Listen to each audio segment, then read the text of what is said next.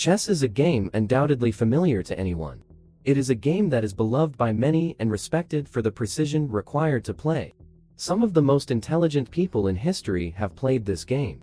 However, Alexander Yurievich Pichushkin took his obsession with chess way too far.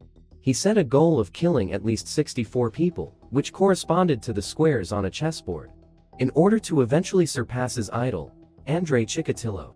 Andrei Romanovich Chikatilo was a Soviet serial killer, nicknamed the Red Ripper, who murdered and mutilated at least 52 people. Welcome back to True Stories. Join our family in exploring some of the most twisted true crime cases. As always, don't forget to give the video a thumbs up and subscribe. Now, let's get into it. Pichushkin was born in Mytishchi, Moscow, on April 9, 1974. Little is known about Pichushkin's childhood. He is remembered as a sociable child at first. However, this changed after he fell backward off a swing, which then struck him in the forehead as it swung back.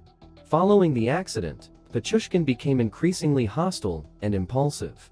His mother quickly decided to move him from a mainstream school to one for children with learning disabilities.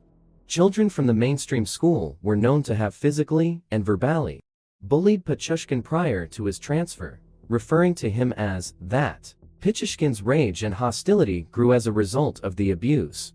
His maternal grandfather recognized that Pichushkin was highly intelligent when he reached early adolescence, and felt that his innate talents were being wasted because he wasn't involved in any activities at home. And the school he was enrolled in focused more on overcoming disability than promoting achievement. So, his grandfather took him in and encouraged him to pursue intellectual interests outside of school. Chess was the most intense of these interests. Pichushkin was taught how to play, and after demonstrating his ability, he was introduced to exhibition games in Bitsa Park against elderly men. Pichushkin turned out to be an excellent chess player, and for the first time in his life, he found a way to express his rage by dominating the chessboard in all of his games.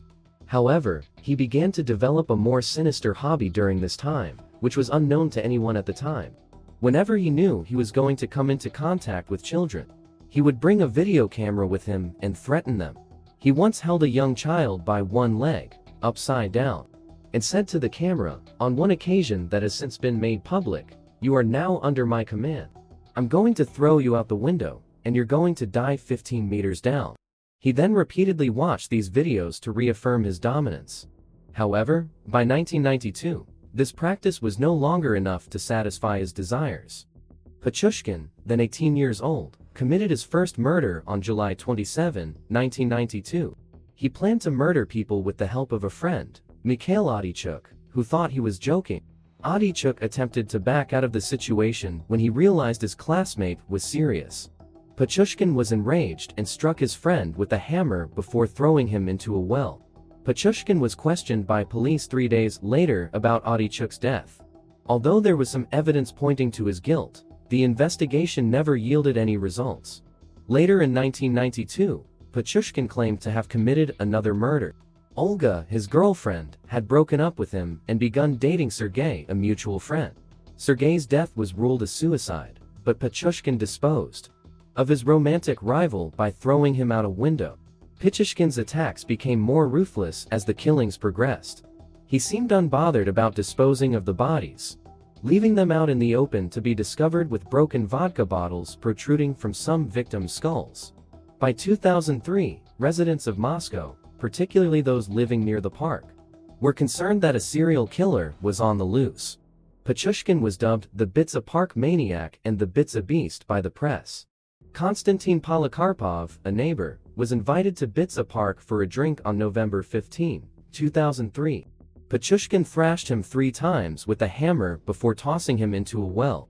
He walked away once more, assuming his victim was dead. Polikarpov was able to climb out, but suffered head trauma and has no recollection of the attack.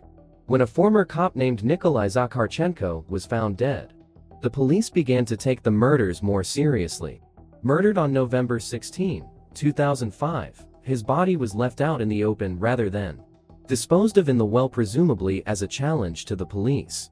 Pichushkin had grown cocky by leaving bodies in plain sight, but he was still cautious enough to avoid capture.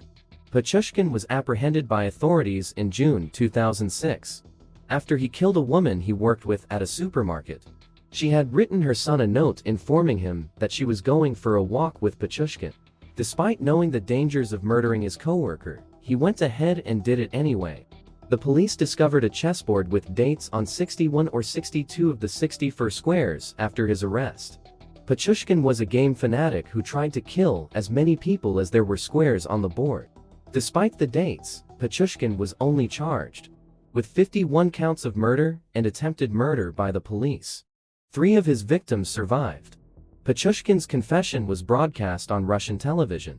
He talked about his need to kill for a long time, saying, "A life without murder for me is like a life without food for you." He later argued, without remorse, that he should be charged with more murders. Based on his claim of killing 61 or 63 people, his story varied. During his 2007 trial, Pichushkin reportedly said, "I thought it would be unfair to forget about the other 11 people." In October 2007, Pichushkin was found guilty after only 3 hours of deliberation. The jury found him guilty of 48 counts of murder and 3 counts of attempted murder. Pichushkin was sentenced to life in prison shortly after the trial. The heinous nature of his crimes has reignited calls for Russia's death penalty to be reinstated. We've come to the end. Thank you for watching. Don't forget to give the video a thumbs up and subscribe. Till next time.